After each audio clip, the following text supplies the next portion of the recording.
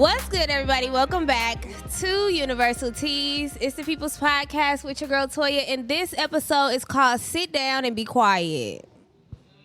Because y'all do too much. And that's just that on that. That's how we started. Y'all do too much. So in this journey to wanting to be better, wanting to do better, because that's what we always talk about, we tend to do a whole lot of things, right? If you anything like me, you going to read every self-help book. You going to go to every workshop. You going to find a mentor at everything you go to. But a large part of figuring out what you want to do next is just sitting down and letting what needs you come to you and letting what you need come to you, okay? You can't figure out what to do because you're always doing stuff. We get frustrated sometimes, and maybe it's just me, when we have this idea or this goal or this perception of success in our minds, and we want to get to it so fast that we become so hastily. Like we do things in haste. Everything is interesting. Everything is urgent. And so you're just moving with this sense of blind urgency is what I'm going to call it, because you feel like you're being productive. A lot of y'all got a whole lot of motion with no progress. You're just tired and you're doing nothing. You're just tired of running on a treadmill. You're not running up a mountain. You know what I mean? We have these dreams that exist at the top of this mountain, and we think just because we look a certain way, because we're doing things, because I come home exhausted and tired with my feet hurting, that you actually accomplished the goal when you didn't.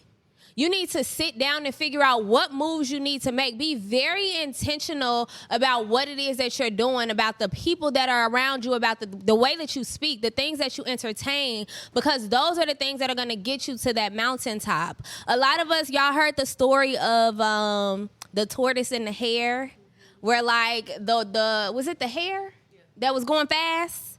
And one, thought they was going to win the race, but you're just moving. But what I've realized is that when you take time to just sit and pay attention to the way that everything happens naturally, people are themselves naturally, jobs are going to show up as they need to naturally, situations are going to reveal themselves naturally. We think that we are sometimes God, like we can manipulate every situation, when you cannot.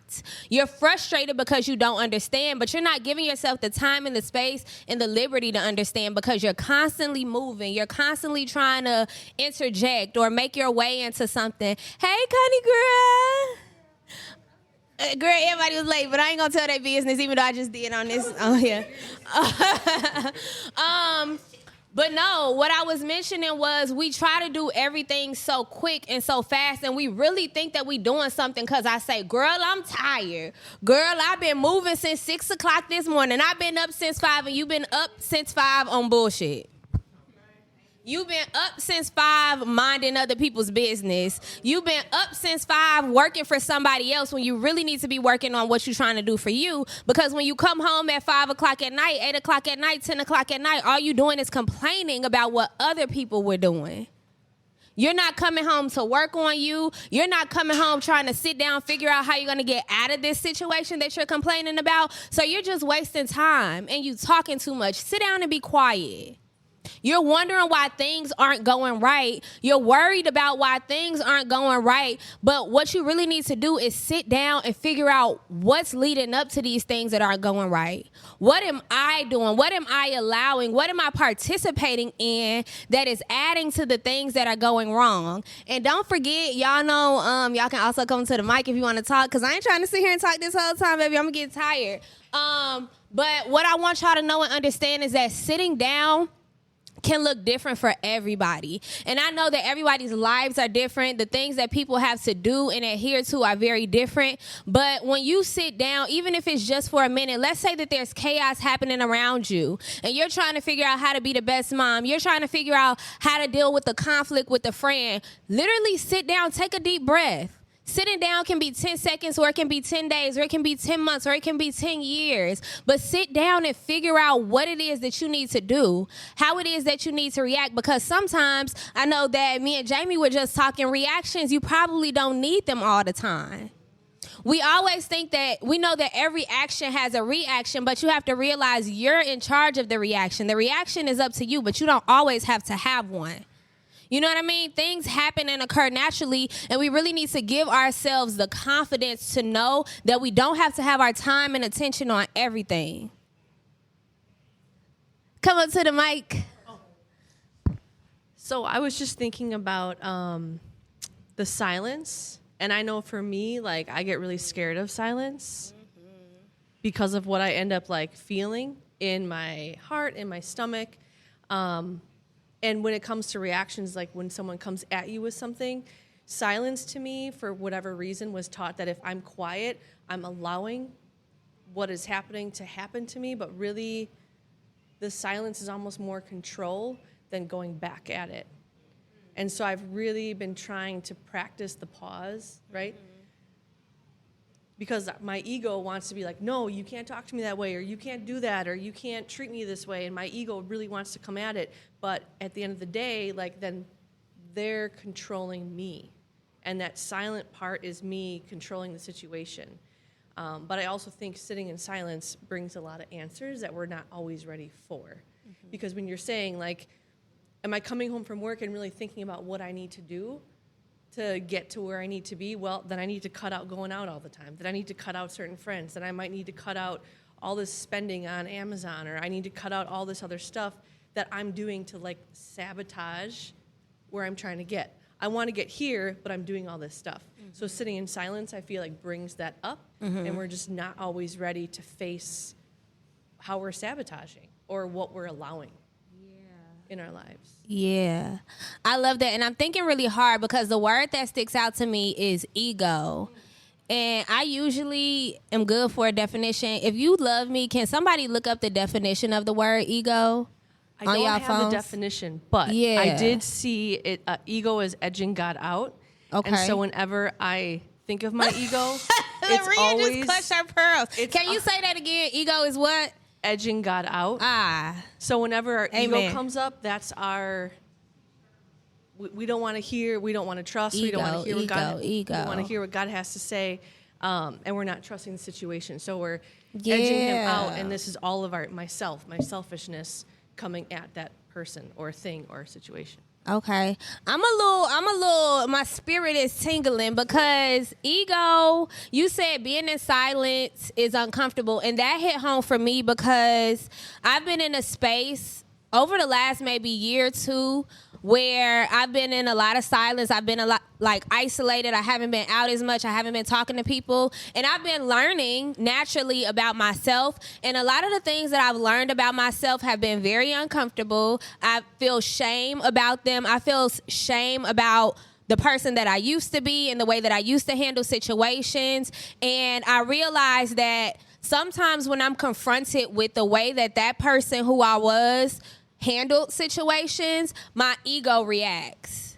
And my ego is defensive, or my ego can also be hurt and shut down. And I need to realize, and I need to learn, and I'm not giving y'all advice. Actually, I'm asking, how do we figure out how to let being quiet not be shutting down? Because we can feel like, oh, I'm quiet, but you just shut down. You're not receptive. How do I turn on my antennas in shutting in being quiet? Go ahead, Laria. Hey, girl. Hey, sis. So welcome back. Hey. First, I got the definition of ego, Please. and it says, an inflated feeling of pride in your superiority to others.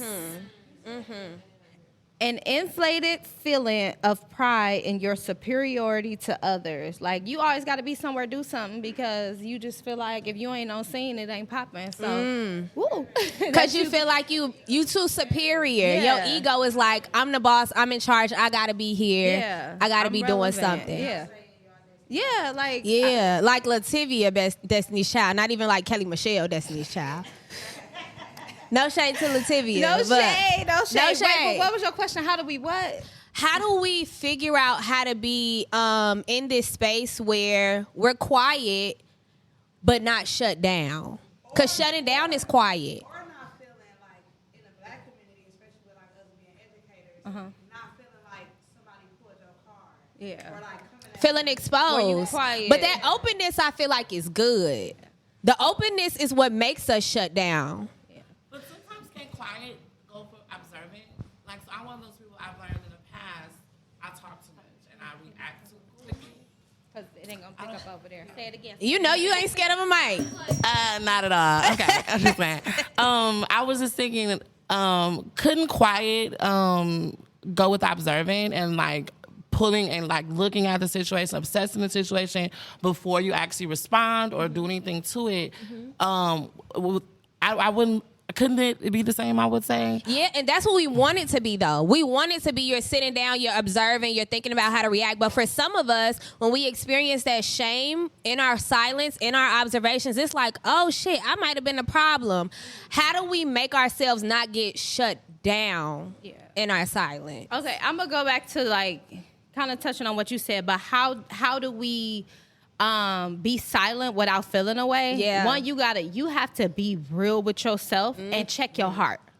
The heart posture. I like that from you, girl. Check your heart posture. Everything is about your heart posture. And it's like, be real enough with yourself to say, I'm just going to flex. So let me just sit down. Yeah. Like, you got to just tell, like, girl, just sit down. Yeah. Or I'm just going to, cause this dude gonna be there and I need him to see me. Yeah. Or I'm just going because I feel like I have to be on scene more than other people so that I feel like I'm more important. Or, this is an Instagrammable moment. I'm finna get my followers up tonight. Like, check your heart. Right. Are you going are you busy because this is stuff you genuinely want to do and that you're bringing value to? Or are you just there for an image, for a gimmick, or, just to be flashy? And if it's one of the reasons that are not genuine, you really just have to love you enough to tell you no and don't do it. Like, some of it is really self-regulating. And, it's a lot of educators in the room, right? Yes.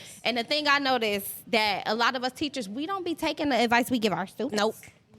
We just don't. We be Because the you worst come at me, I'ma students. come for you. I do more of school improvement, and I hate PDs. I hate getting because it's like y'all worse than the students. Okay. And I say that to say we tell our kids to self-regulate. We tell them to self-regulate. Don't do this for attention. Don't do this for this. But then we go in our social space and our workspaces and do the things we're telling them not to do. Self-check. Yes. And so I think self-checking needs to be a part of the work in your silence.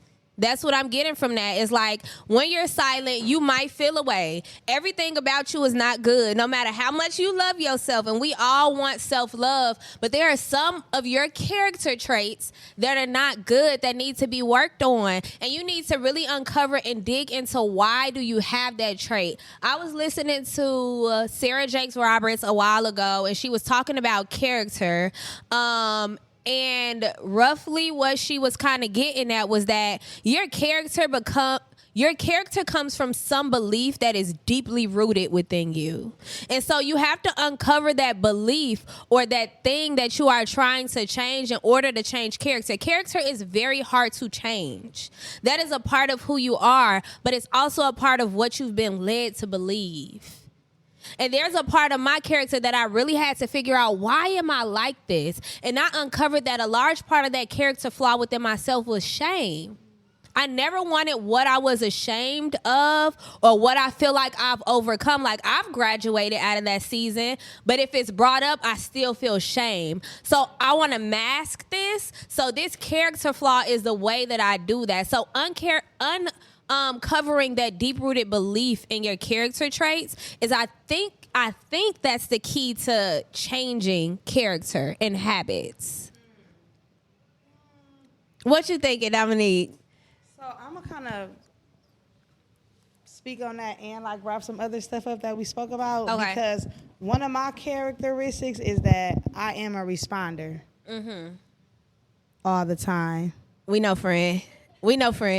All my friends here know that I respond to everything. You got to say your piece. So that is my character flaw, right? But within that character, well, I don't really think it's a character flaw. I just think it's a characteristic of me. It could be a character trait, The flaw yeah. within the character trait is that sometimes you do respond with ego.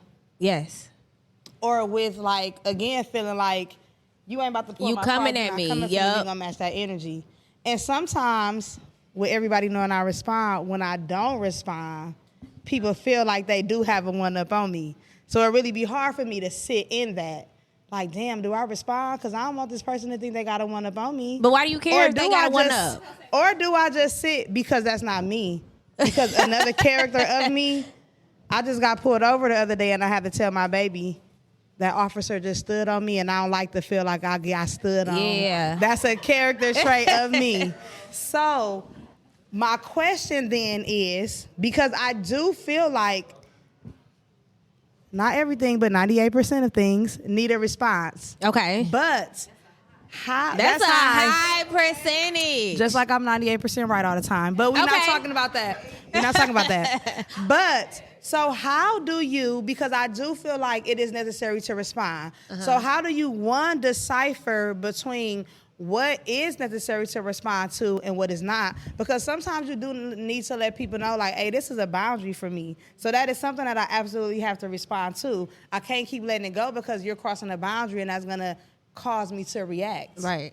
So how do I, one, know when to respond or not to respond? And then two, when I am responding, how do I know how to check my ego and not respond off of ego or off of me feeling like you coming for me? How do I respond positively so that within my response it's not causing like a negative reaction or the other person to be on the defense? But I think you just answered your own question because you said when boundaries are crossed, that's absolutely when you have to respond. Right.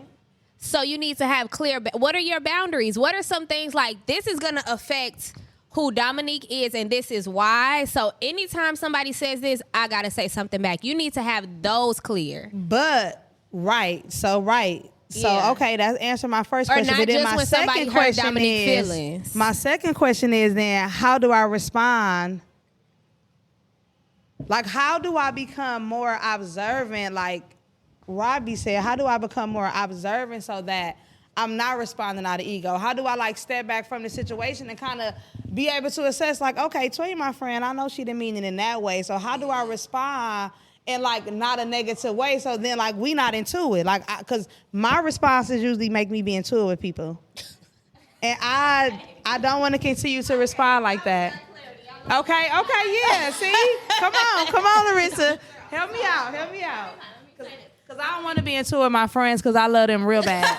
So, those of y'all don't know, but y'all know I love the Lord and he heard my cry. No, Yes, but, amen. I Glory. used to be very similar to her. Like, still sometimes, catch me on the right day. But I think what changed it for me was, one, growing in my relationship with God to where it's like I can't be a representation of him and continue to have a clap back in me. So it was important to me. It was more important to me to glorify God than to glorify myself because I like to be up. You ain't finna stand on business with me. I'm standing on business. I am the business, okay? But I had to make him my business, so that was one thing. The second thing is I don't want to say it like I'm not projecting anything on you. I don't know. This was just what I had to go through. I had to heal. It was a lot of wounds I had from childhood. My family was very combative. I read this book of Joyce Meyer's called, it was something to do with strife. Dang, the title was something with strife. And when I say that book was my whole childhood, my family was full of strife. So it taught me to always be on the defense, and it taught me to always be a thing. So I had to heal from what mama said to me, what siblings said to me, what aunties said about me, because anything somebody said that I felt like was in that vein, I was clapping back. But I wasn't clapping back about what you said. It was years of stuff that I'm dragging with me that you just getting it off. So as I healed, it made me more gentle because that stuff is no longer there. So I can take a little bit more. And then that challenged me after going to about 2 years of therapy. Amen. Shout out to all the therapists Get you a in the good world. therapist, okay? I had to relearn how to respond. I remember the therapist I had, we would sit and just work through stuff. It used to, it's a viral post that was like, I wish I could just text my therapist like, girl, guess what just happened? Well, I don't know if it violated anything, but that's the relationship we had. I used to be like, okay, this is real ghetto and I'm about to pop off. And like just being able to work through, like, okay, what happened Wednesday? What was you messaging me about? Like, what is going on? And through me being very open, very vulnerable, very real, like, hey, I felt this way, and her dissecting, like, why did you feel that way? What other times have you felt that way that makes this so big? So it taught me, one, how to regulate my feelings and express them, and two, she helped reprogram me on how to respond. And I learned 2-year process, how to respond in gentle ways, and more so, instead of assuming, asking questions. When somebody, I talk to Cavalier about that all the time, like when something happens and I assume like this was to hurt me, but I know this person loves me, what did you mean by that? Or are you upset? Is this not a good time? I ask a question first. And, maybe I ask a second question. And then by the third question, I may need to walk away because the old me might show up right there. So that sometimes walking away is a boundary. Yeah. So I know I just said a lot, but it was a long process and it's so much more. But it took years for me to get there. And the underlying thing was, one, healing, and then two, making God more important than myself, and two, healing from those things and going to therapy, having people around me. And it took, after all that happened, some people had to shift. I had to get rid of some friends because they couldn't accept the new me, and you trying to make me the old me, and I don't want to be hurt no more. So, okay. Jamie's gonna be next, but I be forgetting stuff. There's 2 things that came in my mind, and I gotta say them before I forget them. The first thing, when she spoke to, first of all, I always love Laria's words. She just be bringing me back to Jesus. Amen to that. But one thing that came to me while she was speaking was, when you get into it with people, one of the first things you say is, but you don't even know me like that. But the thing is, they don't. They don't. You feel like they expose that part of you that they're tapping into when they don't know you like that. And you don't have to show up like that. So I be getting messages and words. You don't even know me like that. I'm going to elaborate before I forget the next one. After this. Then the other thing that came to me was, dang, see, I be forgetting. You don't know me like that? I do. Oh. She talks about, you have to be able to talk to people who you love. And my idea for the next episode came up is going to be confidence and communicating. Because that's something that I struggle with. Please write down confidence and communicating. Got it. Because I don't mind having conversations. I'm just not great at initiating them. But yeah, okay, going back to the other point. Sorry, y'all, I'm all over the place. I had to say both of those before I forgot. But you don't know me like that. So when you are in these spaces where you're responding, you are responding as the person that they don't know. And so it always be like, and I've had a fair share of moments where I go off on somebody and they be like, I ain't never seen Toya like that. I ain't never heard her talk like that. You did what? You went where? You what? And with a baseball bat? Like, yeah. But it's like they didn't know me like that. But I feel like whatever they said, whatever they did, whatever part of me they triggered, they absolutely did not know like that. And afterwards, you feel so... And afterwards, when you have these blow-ups, you feel even more open than you just would have if you had the conversation to tell them. You know what I'm saying? Or you walking away and figuring out like, yo, I felt this type of way because this is what was triggered. But that phrase, you don't even know me like that, think about that. I bet you the next time y'all argue with somebody, and you be like, you don't even know me like that, you going to think about it, and you going to calm your ass down. But yes, they absolutely don't know you like that. That's why sitting down and being quiet is important. Now, I'm not saying let somebody hold you. That's not what I'm saying. Sometimes people gonna try you and you do have to speak your truth and name your voice. Sometimes when those boundaries, like you mentioned, Dominique, are crossed, you absolutely have to say your piece and use your voice. But sometimes you have to let, especially when these people you are in communication with or have to surround yourself with on multiple occasions, you need to be able to sit down and watch them be them. Because after a while, if you sit down and you watch a person be them, continue to be you. Whoever Dominique is, whoever Connie is, whoever Frank is, sit down and be who you are.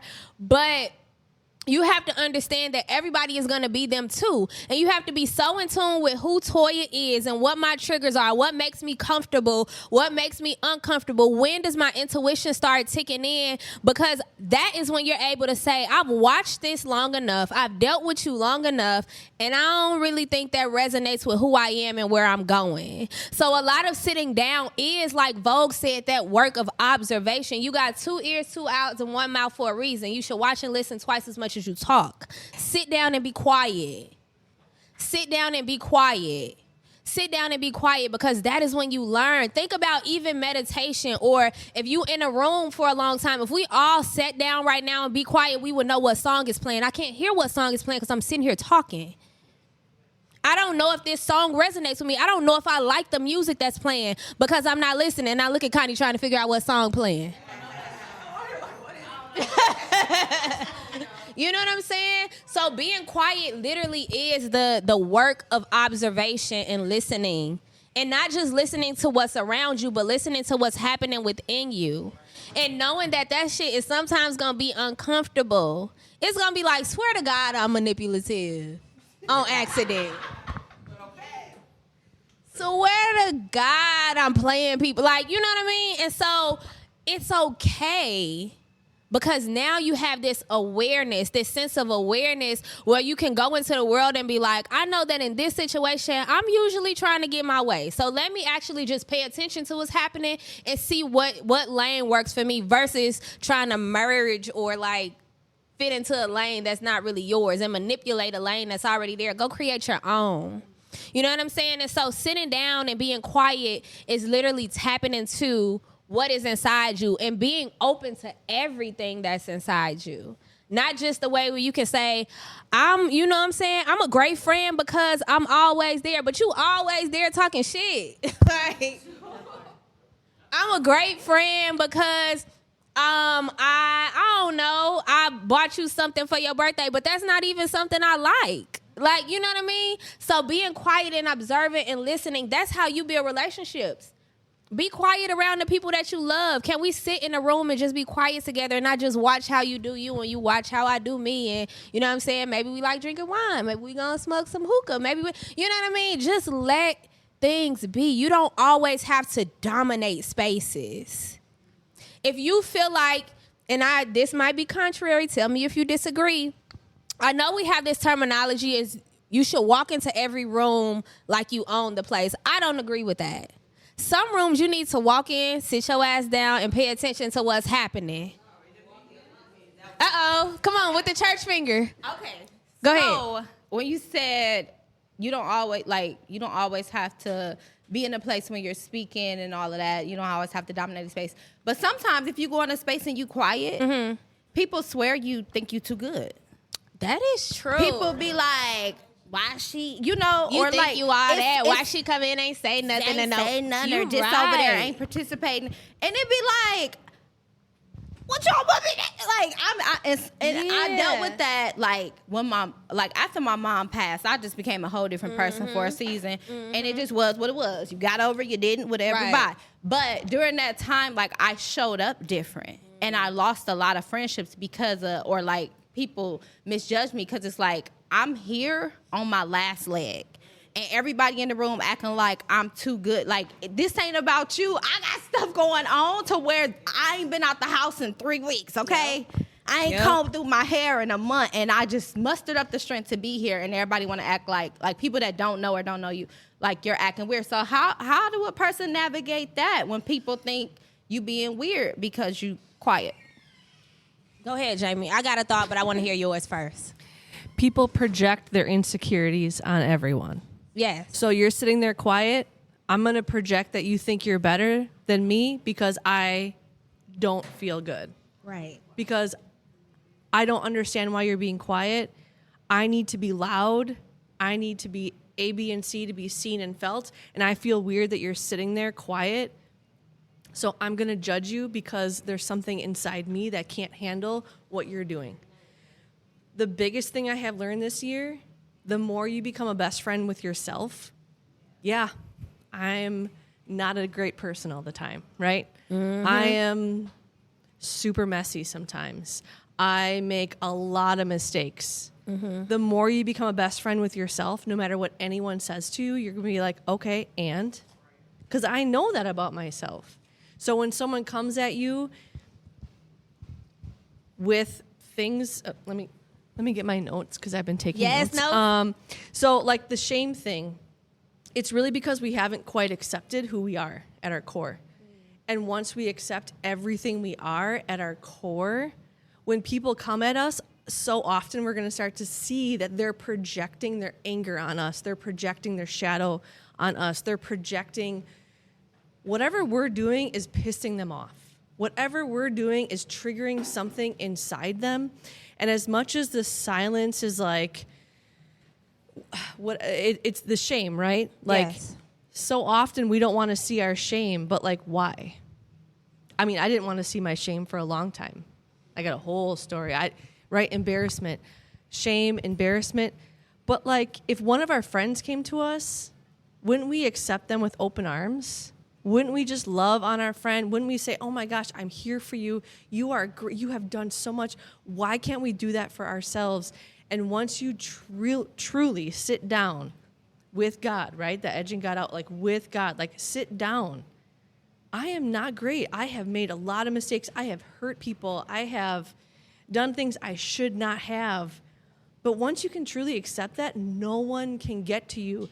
And that's what I think those reactions when people come at you. Yeah. When people can't get to you, that's your power. And when you're sitting quietly, right? When you enter a room, when things are happening, that is just people projecting their insecurities on you. You want to be intimidated by me? Cool. I have no idea what I'm doing. But clearly something in my nonverbal communication is irritating you. Okay, then that's going to be on you. The shame thing I feel like also comes from like that our parents. Yeah. Somehow, something in our childhood, we were told that something we were doing we should not do. A lot of things in my childhood was we don't talk about that. Yeah. We don't talk about divorce. We don't talk about so many things we don't talk about. So like growing up, I was very scared to use your voice. To use my voice. And I'm learning how. But I think the shame, and again, become your own best friend, own all the shame, own all the embarrassment, and then people can't get to you. And people project their insecurities. Yes, that was good. That was good. And y'all know I gotta get a pen. I gotta start having a pen every time because I be sitting here repeating stuff in my head so I don't forget. But what I got from that was you said shame is not accepting who you are at your core. And what I got from that was some of us have never been introduced to our core because we've always only been told who we are. So I am ashamed, and it is true that you haven't loved who you are at your core, but also I've never been given the space to figure out who I am at my core. You know what I mean? And this comes just from like family, and not even with ill intent, but like for me, it's like you're the baby girl. You do this. We want you to do that. Like, you make us so proud. Oh, that made me proud. So now, even though it's beautiful messaging in my mind to always hear, like, I'm so proud of you. I'm so proud of you. I feel like if I don't hear that, I'm not doing something right. If at some point in my life I do something and somebody's not proud of me for it, or it makes somebody feel like they want to push me away, that is the shame. I've never been introduced. Whereas if I grew up in a space where it was like, what is it that you like? What is it that makes you comfortable? Who are you? Versus being told who you are, it's like I can never be ashamed of this person because my family, my community, my village gave me the space to create who I was, and they were proud of that. You know what I mean? And it's different when people are proud of the person that they molded or they created. Like, I raised that baby right. I knew she was going to be something. I'm so proud of her. And it's like, you knew I was going to be what you envisioned me to be. So what happens when I step outside of that? You know what I mean? And that's what happens in relationship and friendship, too. It's like, I was always, even Laria spoke about showing up differently after your mom passed. It's like, you were so used to me being this. And now when I kind of step outside of that, for reasons that are valid to me at my core, now I feel bad because the relationships that I valued are now kind of dismantling themselves. So, you know what I'm saying? I feel like what y'all telling me is that we need to do a workshop on shame. Cool, 2024. I put a pen down there. I saw it. Thank you, Greer. Okay, so now when we are talking about sitting down and being quiet, and actually we know that that means work now. We know that that's observing and assessing situations. Don't be like me and overload yourself with like self-help and new information. You sitting down and being quiet, yes, it's important to take things in, but don't overload yourself, because that's the time to get in touch with you. So, like, what is the help that you need? I'm not going to go read a self-help book about how to build a home, because that's not my journey. I need to figure out how to unlock shame. I need to figure out how to unlock communication skills. So don't overload yourself with new information. Be intentional about the information that you step into and that you entertain. You need to find, commit to, and succeed at one thing at a time.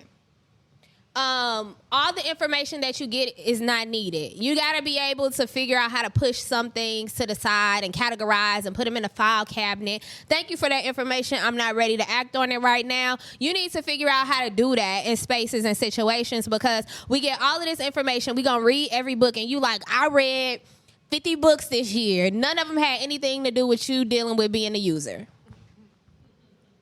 None of them had anything to do with you trying to be a homeowner, but you own a house. None of them had to do with you being a business owner, but you read 50 books that had nothing to do with the journey that you're trying to take, with what you're trying to succeed with. So if I read 3 books about how to be a better human, about how to be a life coach, about how to be an inspiration to others, and I apply what was in those 3 books, I'm going to get further than a person that reads 75 books about everything. You know what I mean? So be true to who you are and what you need, and commit to those. And then move on to the next. Yes? Period. Okay. So I also want you to, and this is kind of what I was speaking to, slow down and do everything with intention that makes sense for you. Something that is intentional for you or that makes sense for you may not make sense for the person that's next to you. And we get so confused and we talk about how tight our circles are. It is absolutely okay. So me and my closest friends, every Wednesday we've decided to do a girls chat. We all live in different cities, and it's been kind of hard for us to stay connected. So every Wednesday we get on FaceTime or on Google Meet now, and we just kind of talk. And one thing that we realized was that we are all so damn different. If all of us sat on this couch, none of us are the same. We all kind of like feel differently and think differently. We approach situations differently.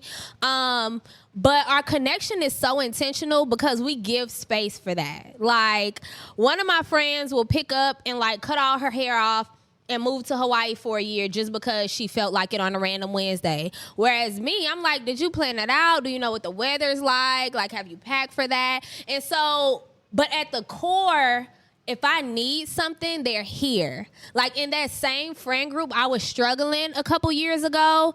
And when I tell you, I just dropped in the group chat, like, I'm feeling really depressed. It's dark right now. They were like, we'll be there in 2 days. And they drove up here to sit with me for a weekend. But if I would have just gone off of what is different about us, I never would have gotten that. You know what I mean?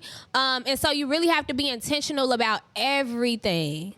About the conversations you have, about the people that you entertain, about why you do things that you do, and you have to do them slowly. It's okay. It's okay to take your time and do things with intention. And as we kind of get to bringing all of this together, it is important that we give our inner voice the microphone. It's always speaking. Just like in this space, there's always music playing. But I haven't told us to be quiet to listen to it. Your inner voice is always speaking, and we oftentimes just use it as background music. Sometimes, a lot of times, especially when you're on this journey to growth, your inner voice needs to have the mic, and everything else needs to be quiet.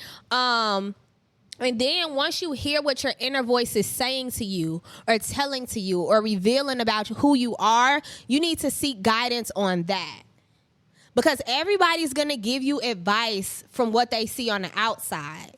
they're not quiet with you. What you need to do is not take as much advice for what's inside of you, but seek guidance for what's inside of you. You can go to a friend and say, friend, this is what I'm dealing with. This is what I need advice on. But when you seek guidance from God, from the universe, from a higher power, from the voice within you, that is when that breakthrough is truly going to happen, because it's so specific to you. Nobody may understand it. It may not make sense to a lot of people, but you really have to speak to what you need and then seek guidance on that, versus going and reading all the self-help books and looking for advice on everything, but then you get overwhelmed, you know, and I've been in that space before. Because at that point, you know exactly what help you need. You know exactly what advice you need from your friends, from mentors. You know exactly what type of partner you want to have. You know exactly what type of job you need, what type of decisions you need to make. So when you are quiet and within yourself and you're tapping into the guidance that you need, we automatically seek advice. A lot of us will call our friend like, girl, let me tell you what happened. Tell me what you think. But you need to sit and figure out how it makes you feel and then say, friend, I found out that I feel jealous of this and I need advice on that, versus just telling your friend the situation, because they can only give you advice from their perspective. Jamie, you stood up. Sorry, the body tells everything. So the body tells all. How many times we've been in a situation and you look back at it and you're like, oh my gosh, I did get that weird pit in my stomach. Oh my gosh, I did get like my body, whenever I'm doing something I shouldn't be, I get tingles from my toes all the way up through my body. So I was like, how can I tap in? And I started going on walks, and wherever my body would tell me to turn right or left, I would just go. That was how I started to practice listening, even if I just literally went on a walk. But it was like I was teaching myself to trust my intuition. And so often now when I make a decision, or I might need to, I'm like, how am I calm? Am I nervous? Do I have a weird feeling in my stomach? Mm-hmm. I recently had a friend who was like, I'm going to go on a date. She's like, oh, I don't know if I want to. Oh, she's like, I don't know. And I was like, well, your body is saying no. Yeah. And she's like, how do you know? I was like, you literally leaned back. Your she's body like, said really? no.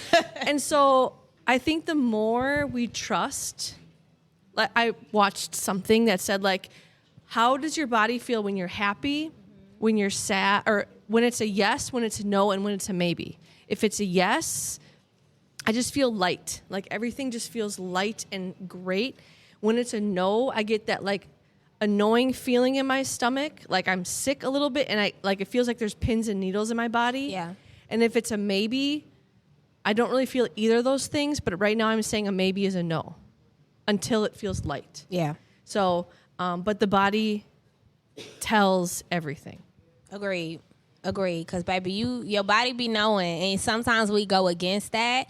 But honestly, I be trying to figure out when is the tingle a no and when is the tingle anxiety. Because anxiety tells me everything is a no. I be like, no, literally my body be like, nope. And I be like, what do you mean? I just won the lottery. There's $1 million free dollars. And they're like, nope. But yeah, but I definitely hear that. And maybe anxiety is another workshop. Who knows? I don't know. I ain't no therapist, but I'm just saying I need to figure out the difference between the two tingles, because I don't know. But definitely true. Like our body does know, and intuition is always in your gut, and your gut always knows what is true for you, even if other people may not understand it. Okay. You have to be able, and I'm gonna wrap us up in a second, to be quiet. And you have to be able to stop complaining and start just paying attention. You can spend time in your mental space complaining about something, but then figure out what part of you is allowing it. You can only complain about things that you experience. You only experience things that you allow. So really get to the root of what it is that you're complaining about what it is that's bothering you, because that is what you need to shut up talking about and analyze and work through and figure out what it is that is triggering within you, because they don't know you like that. That is going to be in my head for a long time. You don't even know me like that. And they don't. So why give them access to that part of you that you've healed or that you've worked through? Why? Don't even let them do you like that. And then once you sit back and you assess what is happening around you, decide what works for you. What relationships work for you? What job works for you? You know what I mean? And really be confident in the work that you've done within yourself to make that happen and to make that choice and make that decision. So moving into the next year, because it's December, spend the rest of December sitting down and being quiet. Because we want to make New Year's resolutions, but is your New Year's resolution based off what you've seen on TikTok or what you figured out within yourself? I don't know, but I ain't got TikTok, so I ain't talking about me. I'm talking about y'all. Last words? Okay. I was just going to say with that, we talked about books and trying to shift mindset. I think it's also important when you're sitting with yourself, make sure your environment is conducive to wherever you're trying to get, right? A lot of times, like you said, we try to change, but we just kind of expect God to do it for us. And it's like, no, God gave you all the tools and resources to be able to go after whatever you want to go after. Have enough confidence in yourself to be able to say, listen, if it's addiction, if it's whatever it is, like really sitting with yourself and being able to create an environment that pushes you to where you need to go that's just part of it, what I'm saying. Change your environment too. Yeah. Yeah. Pay attention to where you are and manipulate it in the way that you must. And so as we walk away from this episode, I want y'all to sit down and be quiet. Stop talking so much. Stop trying to do too much. You're more than welcome. Come on in. Sit down. Be quiet. They don't know you like that, so stop letting them bring that out of you. Pay attention to who you're around. Do and say and exist in everything with intention, and understand that every choice you make, every relationship that you have autonomy over it. It's your decision where you place yourself. You know what I mean? And I wanted to let y'all know that the next event will be January 21st, not January 21st, December 21st. December 21st, 6 to 9 p.m. at Tropic right here on Water Street in Milwaukee. And I hope to see y'all there. Bye. Thanks, guys.